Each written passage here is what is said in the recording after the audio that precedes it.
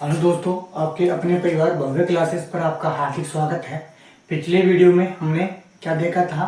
अब आज पिछले वीडियो में अपने क्वेश्चन नंबर 1 देखा था। कौन सा था? जहां पर हमें अभाज्य गुणनफलों की गणना करनी थी। ठीक है, उम्मीद है कि जो आपको पिछला क्वेश्चन जो करवाया गया था वो आपको अच्छे से समझ में आया होगा। उसी क्रम में आज हम लेके आए हैं दूसरा वीडियो। ठीक है, इसमें आज हम बात करेंगे। ठीक है, इस क्वेश्चन में हम बात क्या करेंगे? क्वेश्चन नंबर 2 है, पूर्णांकों के निम्न युग्मकों के एचसीएफ और एलसीएम की हमें गणना करनी है। एलसीएम की हमें क्वेश्चन मार्क लगा है, इसका मतलब क्या है? इसकी हमें गणना करनी है तथा जांच कीजिए कि साथ ही हमें जांच भी करनी है। क्या जांच करनी है?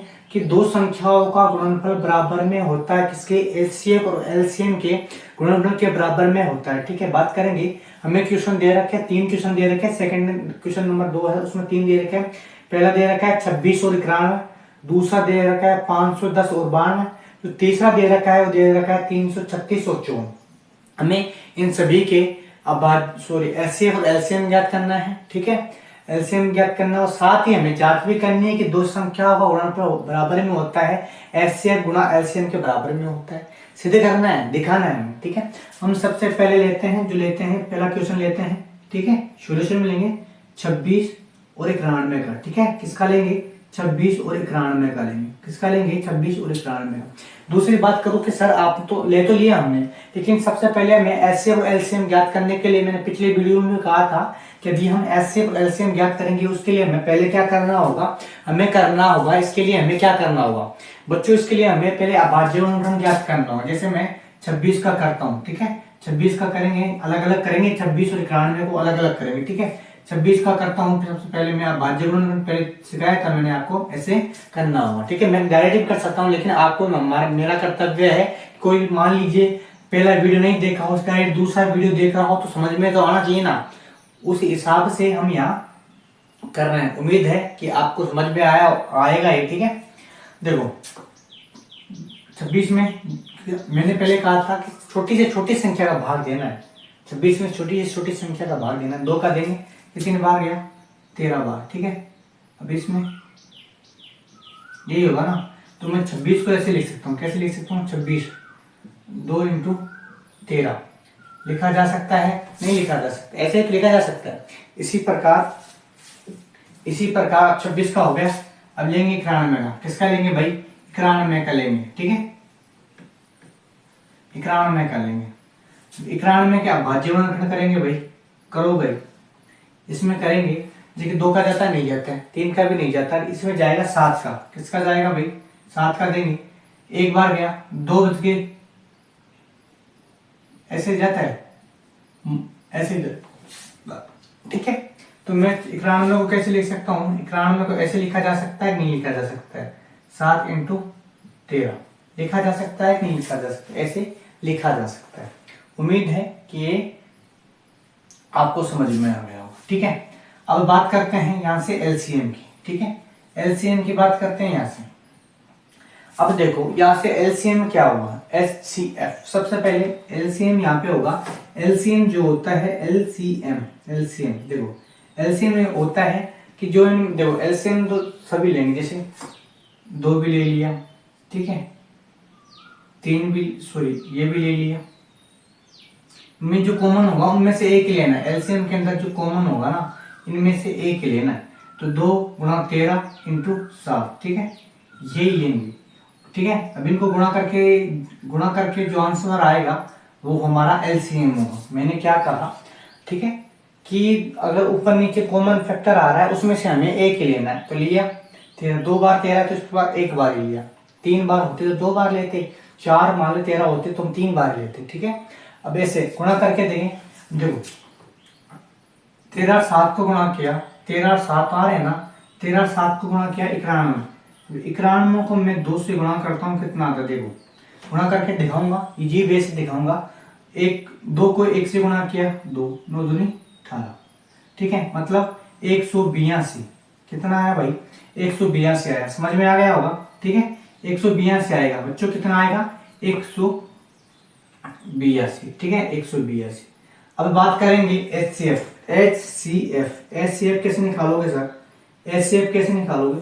एचसीएफ निकालने का सीधा सा फंडा होता है कि जो इन अभाज्य गुणनखंड करते हैं हम, जैसे 26 और 91 में किया, इन दोनों में जो कॉमन आएगा 13, इसमें भी 13 है, इसमें भी अभाज्य गुणनखंड करने पर 13 है, जो मतलब दोनों में कॉमन आएगा वही हमारा HCF होगा, अर्थात कॉमन जो फैक्टर होगा वो हमारा HCF होगा। इन दोनों में कॉमन फैक्टर जो होगा वो क्या है, 13 है। क्या है बच्चों, 13।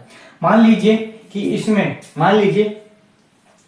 13 नहीं आ रहा, ठीक है, मान लीजिए कि यहाँ पे 16 आ रहा है, ठीक है, 16 आ रहा है, मान लीजिए, मानना है, ठीक है, 16 आ रहा है, क्या इन दोनों इनमें से कोई कॉमन आ रहा है, कोई भी कॉमन नहीं आ रहा है। यदि कोई कॉमन ना होता है उस स्थिति में HCF जो होगा, उस स्थिति में HCF क्या होगा, उस स्थिति में HCF जो होगा वो 1 होगा। जहां कुछ भी कॉमन ना आए वहां 1 होगा। जहां किसी का कोई भी नहीं होता है उसका क्या होता है, उसके हम होते हैं। हम यानी भगवान, क्योंकि कहा जाता है ना भगवान तो सभी में होता है, कहा जाता है हम में भी भगवान है, पत्थर में भी भगवान है, जीव जंतु होते हैं उनमें भी भगवान होते हैं। किसी का कोई नहीं होता, उसका क्या होता है, उसका परमपिता परमात्मा होता है। इसलिए यहाँ पे HCF क्या होगा भाई, 1 होगा। कोई ज्यादा हो गया दिखता है ना, सही है नहीं, उसी स्थिति में HCF क्या होगा, 1 होगा। और यहाँ स्थिति कौन सी बन रही है, यहाँ पे तो कॉमन आ रहा है, हमने माना ही तो है। अगर मान लीजिए कोई विपरीत संख्या हो, लेकिन यहाँ तो 13 आ रहा है, ठीक है, क्या आ रहा है 13, HCF क्या होगा, 13 होगा। यहां तक आपको समझ में आ गया होगा। अब देखो आगे बात करते हैं, ठीक है, इसको तो रफ कर देते हैं, ठीक है, इसको हम रफ कर देते हैं बच्चों। अब देखो हमें इस फॉर्मूले में ज्ञात करना है, इस फॉर्मूले में, ठीक है, इस फॉर्मूले में हमें करना है दो संख्याओं का गुणनफल। दो संख्याएं कौन कौन सी है, एक दे रखी है 26 और एक दे रखी है 91, 26 × 91, ठीक है, दे रखी है, कोई दिक्कत नहीं है, हमें कर लेंगे। दो HCF हमारे पास कितना आया था, HCF जो आया था 13 आया था, और LCM जो आया था 182 आया था। कोई दिक्कत नहीं होगी यहाँ से। जैसे हम यहाँ साइड में भी लिख सकते हैं, अपने पास HCF जो आया था वो कितना आया था, 13 आया था, और जो LCM आया था, LCM वो कितना आया, 182 यहाँ पे LCM आया था। लिख सकते हैं, किसी को याद ना हो बच्चों को तो इस कंडीशन में हम ये लिख के चल सकते हैं, ठीक है, कोई दिक्कत नहीं है। अब देखो 91 को 26 को जब हम गुणा करते हैं, इसे अलग करके देख लेते हैं, कई बच्चों को नहीं आता है, ठीक है, कई बच्चों को नहीं आता, तो गुणा आप तो 10th में हो, बेसिक्स तो आना चाहिए, फिर भी नहीं आता है तो हम कर लेते हैं भाई 26 9 की 54 4 5 लगा गया से 9 18 अब 2366 आएगा, 2366 आएगा। कितना आएगा भाई, 2366। इनको जब हम गुणा करते हैं तो 2366 आएगा, ठीक है, ये तो 2366 आ गया। क्या इन दोनों को गुणा करने पर भी यही आता है, एग्जैक्टली तो 2366 ही आएगा। कितना आएगा, इन दोनों को जब गुणा करते हैं तो 2366 ही आता है। और हमें यही सिद्ध करना था, इति सिद्धम। उम्मीद करता हूं कि जो प्रश्न है आपको अच्छे से समझ में आया होगा, लेकिन फिर भी हम गुणा करके देखते हैं। 182 × 13। काफी बच्चों को दिक्कत आती है, क्योंकि मैथ से काफी बच्चों को डर लगता है, गुणा अकेले करते हैं। 3 को 2 से किया कितना आया, 6 आया, ठीक है। 8 को 3 से किया 24 आया, ठीक है। अब इतना तो घात तो लगाना था ना, 3 और ये 5 हो गए, ठीक है। 182 6 4 2 6 13 1 आया नहीं आया, 2366 यहाँ पे भी आया, 2366 यहाँ पे। मुझे तो पहले से पता था, निकाले हो ना सवाल तो पहले से कई बार। ऐसा नहीं है कि मेरे से गलती नहीं हो सकती, गुणा भाग में मेरे से भी गलती हो सकती है, आपसे भी हो सकती है। मैं कोई भगवान तो हूँ नहीं कि मेरे से गलती नहीं हो सकती, गलती तो होने को किसी से भी हो सकती है। लेकिन हम गुणा भाग करके रफ कार्य में कर सकते हैं। बोर्ड एग्जाम होगा, आप रफ कार्य में कर सकते हो, लेकिन जो हमारा फेयर जो होता है उसमें आप नहीं कर सकते हो, ठीक है। आपको इनसे नोट्स भी दिए जाएंगे, ठीक है, नोट्स भी दिए जाएंगे, ऐसी बात नहीं है, लेकिन फिर भी ठीक है। अब देखो ये हमने जो पहला क्वेश्चन था इसको सिद्ध कर दिया, ठीक है। 26 और 91 को हमने वीडियो जो बनाई थी उसमें हमने जो क्वेश्चन था हमने अभाज्य गुणनखंड करके भी दिखाया आपको, एचसीएफ निकालना भी सिखाया आपको, एलसीएम निकालना भी सिखाया, एचसीएफ कैसे आता है वो भी सिखाया, एलसीएम कैसे निकाला जाता है वो भी सिखाया, ठीक है। दोनों को बराबर कैसे किया जाता है वो भी सिखाया। अब हम क्वेश्चन लेते हैं दूसरा क्वेश्चन लेते हैं, ठीक।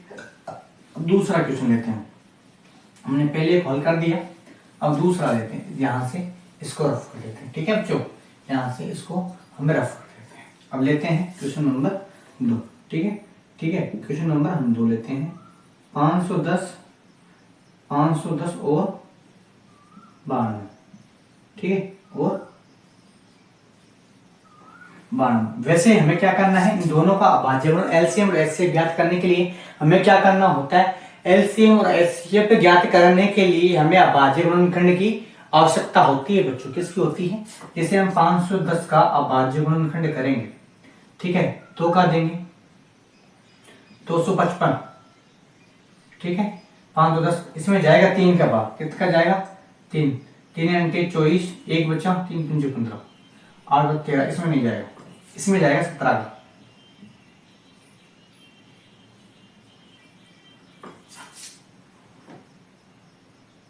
हुए, ठीक है।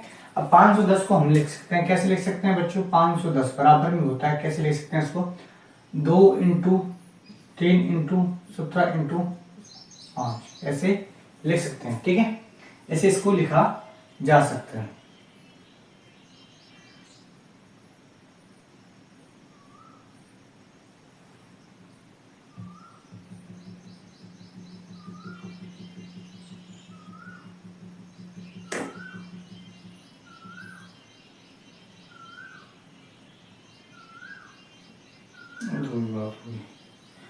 वही बात होगी, गुणा करने में वही आएगा, पहले 5 का देते, फिर यहाँ पे 17 वो एक ही बात हो जाती, ठीक है, वो वही आएगा, गुणनखंड करने पर वही आएगा। हमने बड़ी संख्या का दे दिया, गुणा करने में 510 को वही आता है, ठीक है। अब होता है 92 का, 92 का कर देते हैं भाई बच्चों, 92 का कर दो, ठीक है, 4 1 6 46, 2 का दिया,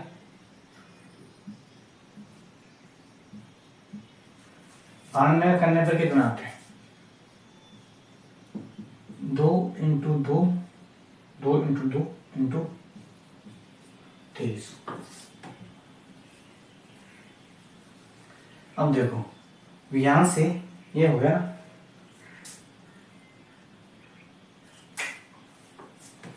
अब हम से यहां से लेंगे एलसीएम, एलसीएम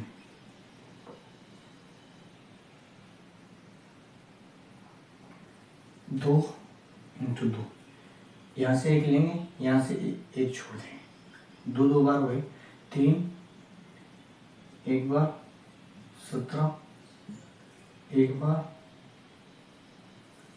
2 भी आ गया, 3 भी आ गया, 17 भी आ गया, 5 भी आ गया, 23 भी आ गया, ठीक है।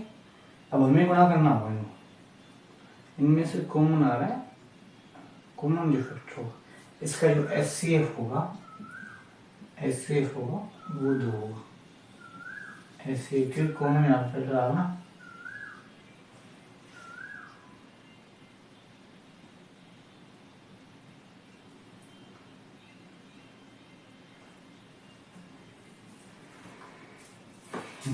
ठीक है। यहां से करेंगे बच्चों, अब देखो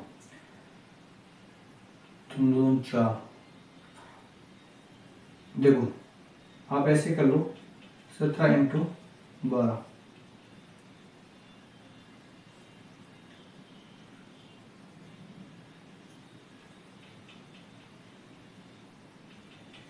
दो 204, ये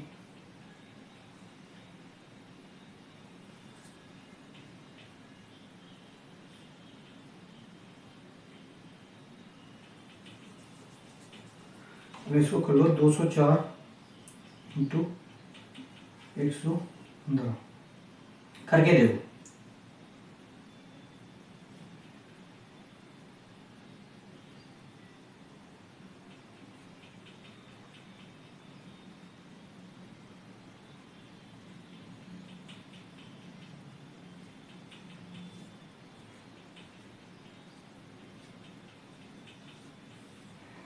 ये आया इसका 23,460। कितना आया बच्चों? जब हम गुणा भाग करते हैं इसका कितना आया? 23,460 आता है। कितना आता है? एलसीएम इसका आता है 23,460 आता है। कितना आता है भाई? इसका एलसीएम जो आता है वो आता है 23,460। जबकि इसका एचसीएफ जो आता है बच्चों, इसका एचसीएफ जो आता है वो कितना आता है? एचसीएफ आता है 2। मैंने क्या कहा कि जो कॉमन फैक्टर आता है वो एचसीएफ आता है। एलसीएम मैंने दिखाया आपको, ये लिया, ये लिया, ये लिया, ये लिया, और जिनमें कॉमन होगा उन दोनों में से एक ही लेंगे। ठीक है, एक को छोड़ देंगे, 23 ले लिया। जब हम इनको गुणा करते हैं तो 23,460 हमें निकल कर आता है सामने। वैसे इसका आया 2। हमें क्या करना है? इसको सिद्ध करके दिखाना है ना। अब दिखाओ, ये तो आपको समझ में आ गया होगा। अब इसको रफ कर देते हैं। ठीक है, हम लिख लेते हैं। हमारा एलसीएम जो आया है वो 23,460 है। कितना आया? 23,460। इसको रफ कर देते हैं। ठीक है बच्चों, रफ कर देते हैं इसको। ठीक है, अब आपको क्या करना है बच्चों? 23,460 आ गया ना। अब हमें दो संख्याओं का गुणनफल, मतलब 510 गुणनफल और 92। ठीक है, 510 और 92, और यहाँ पर 23,460, 23,460 इंटू 2। अब देखो, सबसे पहले हमें क्या करना है?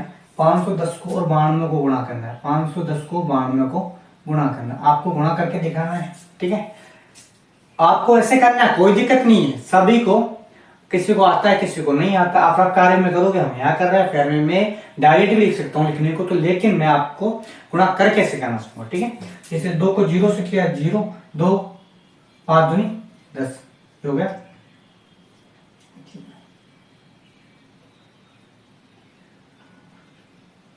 ये कितना है? 0, 2, 9, 5, 6, 4, 46,920। 46 इसका आया 46,920। ठीक है, अब यहां सुन, 2 को 0 से गिना किया 0, 6 का 2 से गिना, 6 दूनी 12, 1 लागी 80, 4 दूनी 8, 9, 6, 46,920, 46,920, 46,920। यही हमें सिद्ध करना था बच्चों, यही हमें सिद्ध करना था। क्या यही सिद्ध करना था? यही सिद्ध करना था ना, तो हमने कर दिया भाई। जो हमें सिद्ध करना था वो हमने सिद्ध कर दिया।